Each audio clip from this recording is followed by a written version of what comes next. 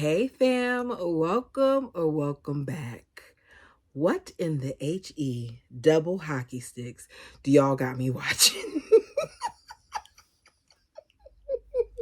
Big Love, Season 4, Episode 1, free at last. Go ahead and like the video for me. I knew that this was going to be a poo show. When I saw how the song changed, it let me know that I needed to prepare myself for some foolishness.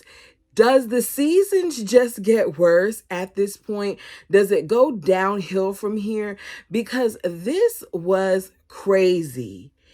Henriksen family holding hands, skating is no more. Instead, they are free floating in what I'm guessing is the abyss, or this black area where they don't know what they're doing.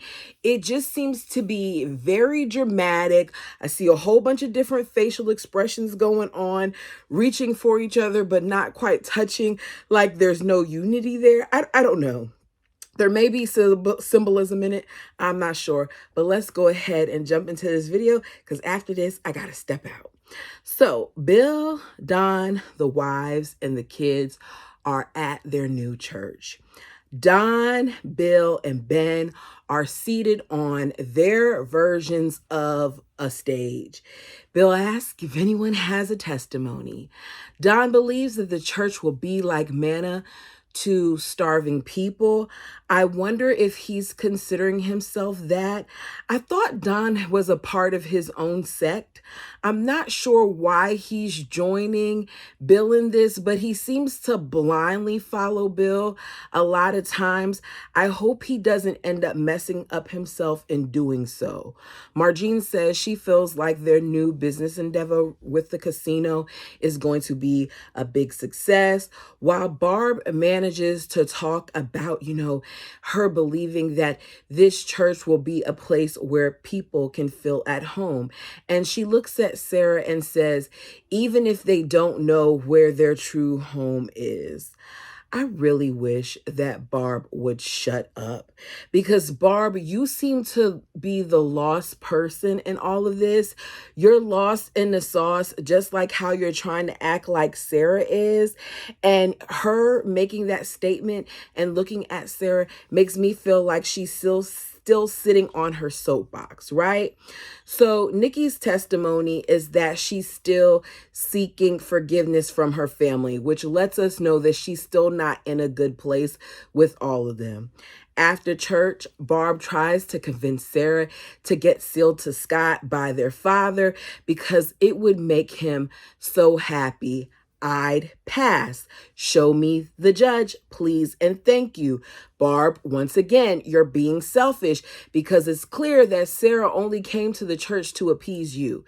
It's clear that she's just trying to do her part and that she really doesn't care to be a part of all this. I could tell by the way she looked in the backyard when he was passing out the bread and the drink for y'all to do your communion. So she lets her know that they're currently checking out a different church.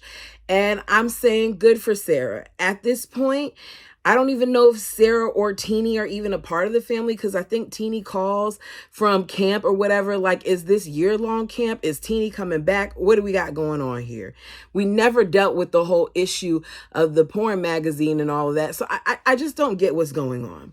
So back on the compound, the wives are sitting around knitting as the feds kick in the door at the big house on Juniper Creek in search of Roman Grant, who at this point has been missing for 6 weeks.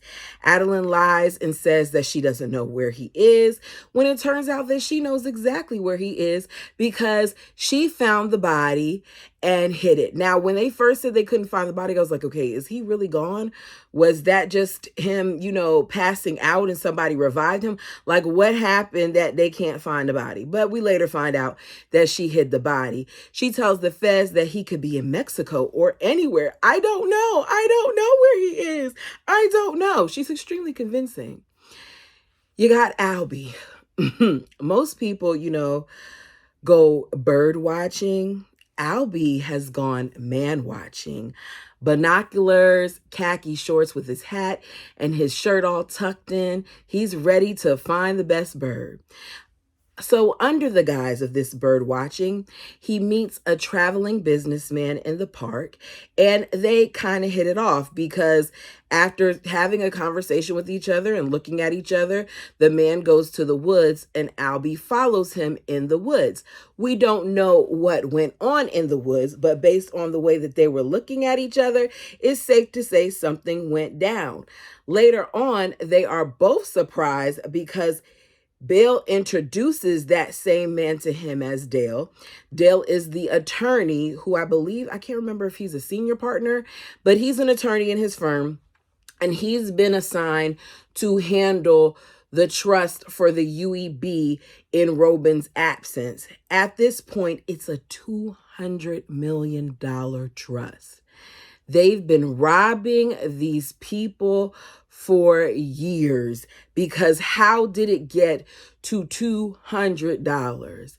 Albie accuses Bill of being the mastermind behind it and the raids, and he believes that Bill wants to be the prophet because we know that the both of them seem to be like wanting this spot. And I don't know if the hat or whatever at the end is foreshadowing or what, but something about that statement, I kind of feel like Albie. Bill can say that he doesn't want to be it, but he's very much so acting like he wants to be in charge of a church.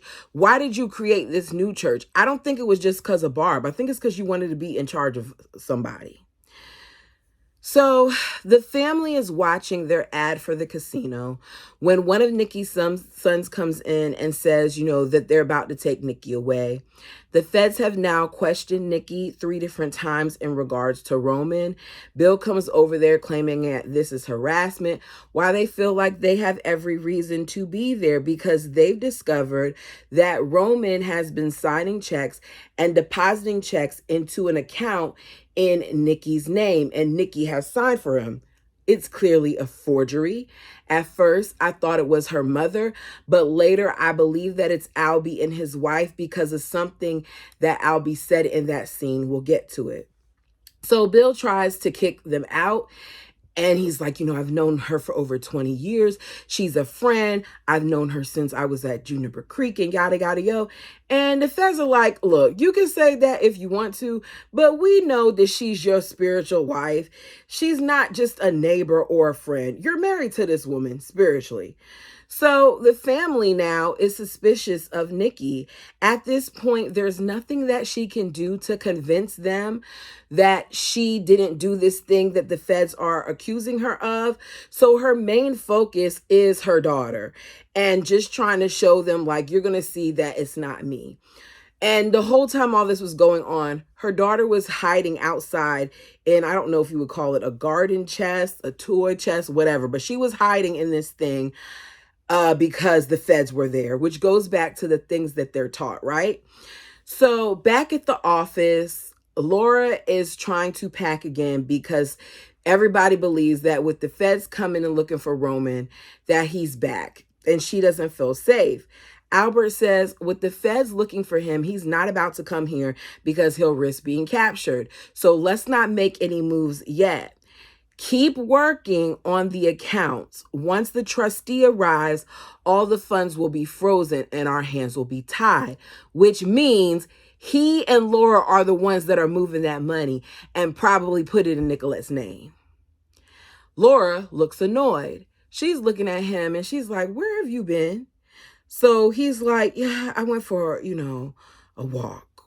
I went for a hike, trying to clean it up. But that lady knows her man. She knows that her man got some loving and it wasn't from her oven.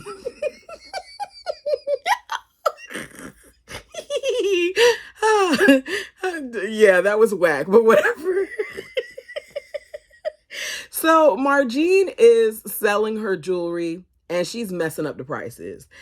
A regular price for this particular bracelet that she's selling is going for normally $59.49 or $59.99, whatever. It's on sale for $29.99, but she mistakenly says $17.99. So the VSN lady is showing her, Beverly, where she messed up and that she's not happy because she can't make mistakes like this. She was like, this is the point where a lot of girls start falling off and you can't do that. So she's like, my husband and I were about to start this other business. She's like, no, no, no, no, no.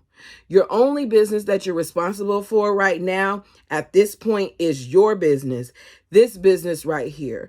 So Margene agrees to make herself less involved in the business that her husband is doing by passing off her responsibilities, which Beverly agrees to. That alone should let you know, Margene, Beverly isn't about your business. She's about her business, because why is she telling you not to focus on something with your husband as well? I'm just saying, something to think about. So Lois, unfortunately, is no longer my favorite character. The way that she continues to allow Frank in and out of her life bothers me. I get that she was raised in a cult, and as a result of that, she does certain things and she doesn't get certain things, but I can't take any more disappointment from Lois. Lois is in her apartment full of cages and birds. Ben is helping her with her new bird smuggling business. She has him buying her extra locks and stuff on the door. She's giving him a cut for whatever it is that he's doing, because she still doesn't want Frank to get her or to know where she is. You say you don't want him to get you or know where you are, yet you call that man, you meet up with that man. You're in this car that he bought with the money that he stole from you for the business that you were doing well in with the laundromat. Speaking of, whatever happened to her brother? You get in the car. He meets up with you. You tell him, I was wrong in attempting to hasten your demise. He acts like he wants to kiss her as his goons pull up. He says he would never harm a hair on her chinny chin chin, as she has a gun on him. She pulls the gun out. The goons are sent away. She tells him we're going to get reacquainted as she's holding a gun to him. And they're having ice cream. They're going to have ice cream. And then he's going to drop her back off to that said location when they're done. And all I keep thinking is dumb, dumb, dumb. Because you're doing all of this just for him to later follow you as you walk into your apartment. And even though you're so terrified of this man getting you, you leave your apartment door wide open for him to stroll in. You don't even close the door, let alone lock it. He comes in, he chokes her. She then takes bird feed or something, hits him with it. She slips and falls, hurts her hip. He falls, messes up his back. I'm sure it's supposed to give comedic relief, but I'm over the mockery of the abuse. I don't like it. I think that it's in poor taste. I don't know what the writers are trying to do here. Maybe I'm being uptight, but it's just rubbing me the wrong way. To get Frank not to hurt her, she makes him an offer that he can't refuse, which is, will you let me live in peace if I give you a percentage of my neat little business that I got going on? So she tells him she's selling birds to pet shops. She buys them for $30 and sells them for $700, which means she probably has been driving all over the place to do this. And I don't think that she's thinking about the risk that she's putting on Ben, because number one, this is illegal. So you're pulling him into that. Number two, what if people are watching him? What if somebody goes to rob him or kidnap him? Or I don't know, anything could happen in this situation. He's still a teenager. So as the scene was over with her and Frank, I just said to myself, she's always telling him her business. And then you wonder why you're still stuck with this man. Unfortunately, it seems like she loves him. So Nikki and her daughter are talking about school. Clara is thinking that she's about to go to the 8th grade, but based on her math scores, she's actually going to go to high school. I'm not sure what to think about her. She appears to be innocent, but Nikki is her mom, so she does possibly have some conniving ways in her. I want to know what her conversation with her father was really about? Because were you just saying certain things to appease him, or is that the way you really felt? We'll get to it. So at the office, the Henriksons are preparing for the casino opening. Barb is looking at uniforms and food at the house while Jerry is talking to Bill, and he's excited because despite the buildings not being up and running, Bill came up with this tent solution to have it as a temporary thing. So they will temporarily be operating in a tent and everything is going to go as planned. Bill lets him know the buses have been willing to extend their hours to midnight, that Jerry lets him know that they've passed inspection and things seem to be falling into place. That is until Jerry's son Tommy, who doesn't seem to care for Bill, let me put that out there, or his wife, informs them that, Bill might be a problem, because the feds have called and they want to look into the money. They are under scrutiny by the feds, and they thought that this was something that they wouldn't have to deal with. They said the whole reason why they got with the sunny face of polygamy, according to his son, is so that they didn't seem and operate like Vegas. They wanted this to be a clean business. Tommy feels like at this point, Bill should remain a silent partner, while Bill, because Bill has to have the notoriety, insists that he is clean and that he does not want to be a silent partner and they can send the feds his way.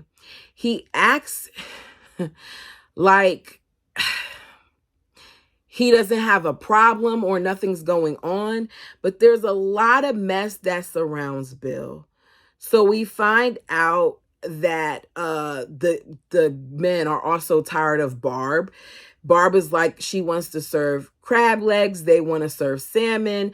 Bill tells her she needs to take it slower. Barb, in my opinion, is a nag. He tries to get Margene to help, but she says Barb needs this. He says this is their financial security. He needs her. He needs Margene. Jerry's looking for her because they prefer to deal with Margene. Margene isn't uptight like the rest of them. Next day, Bill goes to confront Ray and demands things yet again. I don't know when Bill is going to get that he is not in control or in a position to demand anything. And because he keeps demanding things and saying things and doing the things that he's doing, he's causing more issues for himself and his family. So he's demanding that Ray back off of the investigation of his family.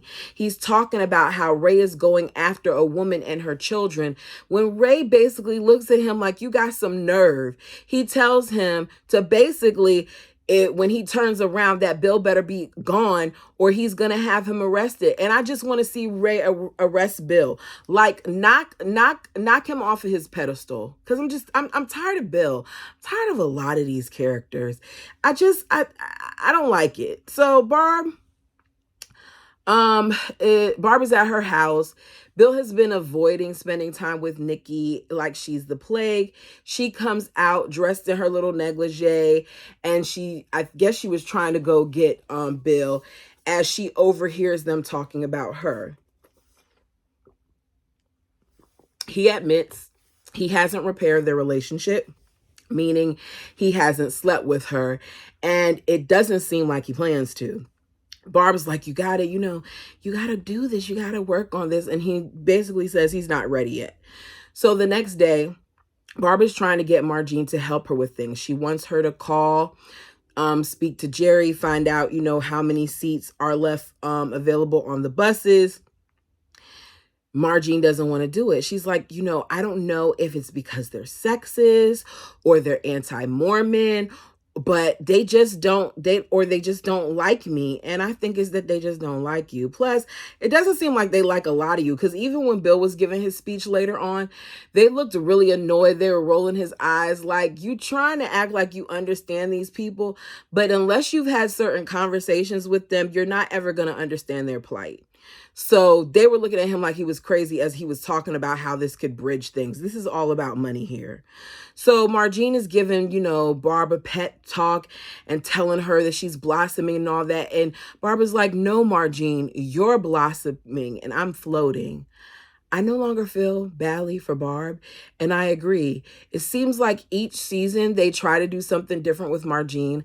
I noticed that she cut her hair. I noticed that she's dressing differently. I noticed that the lady complimented her on her appearance when she was doing her show. So there are some notable changes. I wonder what that means for her for this season. Nikki is upset at Barb and the others for asking questions about intimacy. Who cares? On to JJ. JJ shows up at the house. He has come to Nikki's to get his daughter. Nikki has lied once again. She told Bill that they squared things away when Nikki only was supposed to have her for a couple of days. And he is tired of, waiting on Nikki to respond to him when he keeps not answering his calls. So he showed up.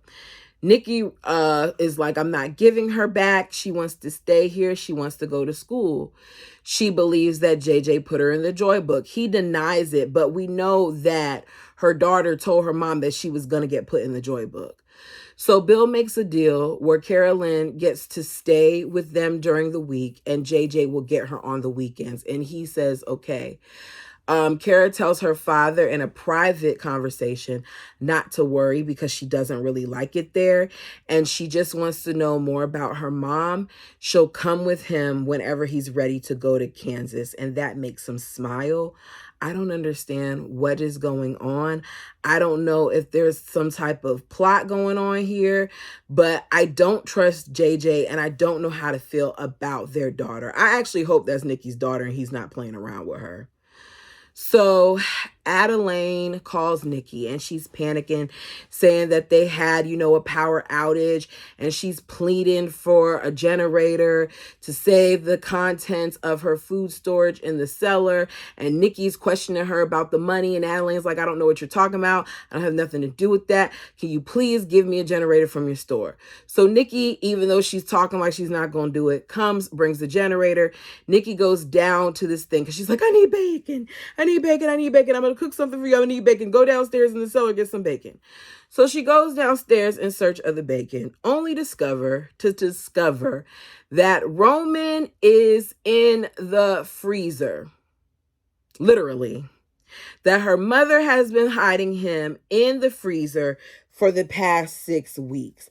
I kept wondering what happened to Roman's body. I don't understand how she even managed to pick up dead weight, move it from upstairs, downstairs, and into a cellar, down another flight of stairs. Seems like a lot to me. She says she's the only one who knows about it, but somebody had to help the lady to move it down there. Anyways, I kept wondering how she seemed so calm about his disappearance, not knowing that she found his body and stuffed him in the freezer. So Adeline insists that she found him dead and wanted to protect the prophet's legacy, that there was no foul play on her part. She walked in, celebrated his return. She thinks he was struck dead by Joy in the middle of his prime while he was singing. Meaning Joey may be off the hook because we know that Joey smothered him with a pillow, but she doesn't. She says she found him with his guitar and she thought he was struck dead while he was singing his favorite songs. I was like, okay. She says he was supposed to live to 126 and I had to protect his image from being tarnished because him dying earlier will make some of the people feel like he's not the prophet. And even in death, she's still trying to protect this man. Goes back to show you how brainwashed these women are, which is why I can't rock with Lois anymore because she seems to have been in it just as long as Adeline. So furious, Nikki demands that she tells people about Roman's death. She refuses, says she won't, and she ends up fainting. Nikki runs in the office, bites Albie's wife to get in there to tell him that Papa is dead. Albie and Laura cannot contain their glee because he's smirking. And Nikki says, you need to be sad. Be sad. She says, Mom found him 6 weeks ago and she was afraid to tell the cops. His death has to be announced and she won't listen to me. She leaves out of there. Laura, the moment that she leaves out of there, opens up some fridge as Albie is speaking on destiny being fulfilled and God punishing people that block his path to glory, I said, the moment that something happens and you think you're elevated, you start speaking this way. Everybody around wants power. Like, why do all of these men crave power?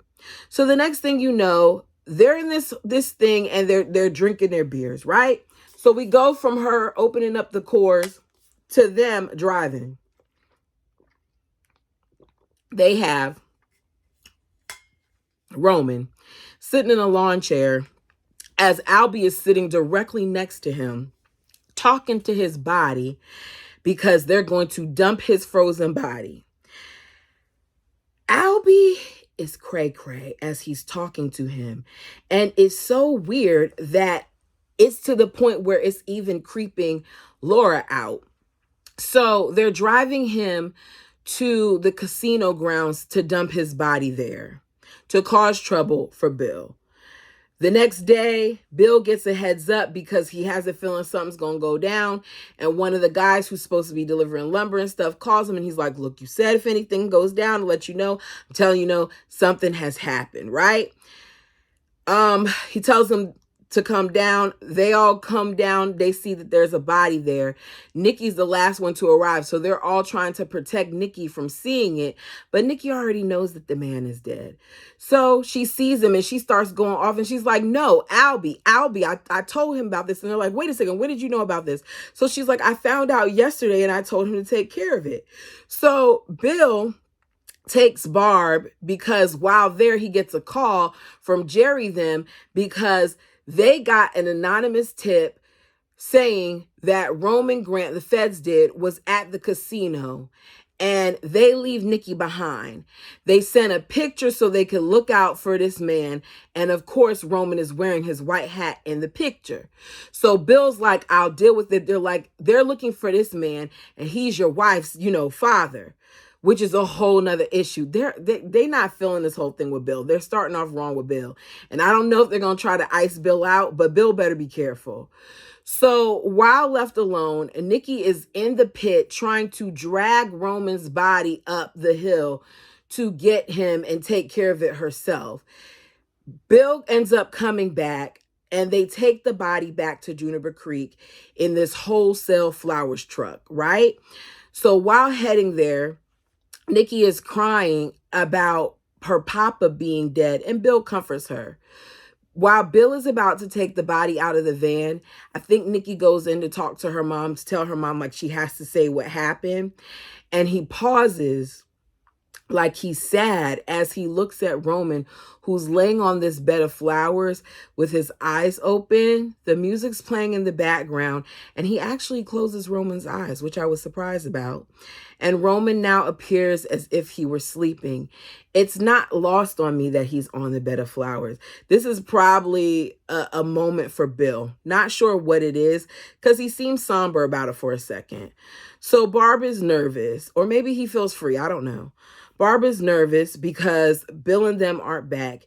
In spite of Albie trying to mess up things for them, the casino opening is happening. Barb, Margene, and Ben end up doing their thing. So Bill is supposed to be there, but he's not. Barb ends up having to give like the opening speech or whatever. It's real basic. She doesn't say anything much. Margene points out that this is moving on. So Ben's band plays because Kenny Rogers is delayed. I think they do a great job. Seems like they're singing cover songs. Bill and Nikki arrive once everybody's gone, and they celebrate because Barb stops them as security as they're about to leave, and his case is full of money. So they've done a good job. Bill leads them in prayer. Tonight we share a new beginning. Tonight a ghost that has hunted us all these years has passed. Really insensitive, even though Nikki's father is full of crap. At the end of the day, that is her father. And he says, and we are truly free. Too bad, though, that him and Nikki messed up, because the next thing you know, as Bill is approaching Thomas and Jerry to shake their hands and say, congratulations, partner, Thomas's son hands Bill a hat saying, are we correct in assuming this is yours? But they know that it's not his, I think, because they made a point of showing what on the FBI wanted list that Roman was wearing that exact same hat. Yeah. So this isn't going to be good. Oh, yeah. And Joey is MIA. What a mess. You guys, if there's something that I miss that you want to talk about, feel free to put it down below. I'm interested in seeing how this season transpires because the fact that it started off the way that it did, with it all over the place, lets me know we're in for a ride. Thank you guys so much for your time. Until next time.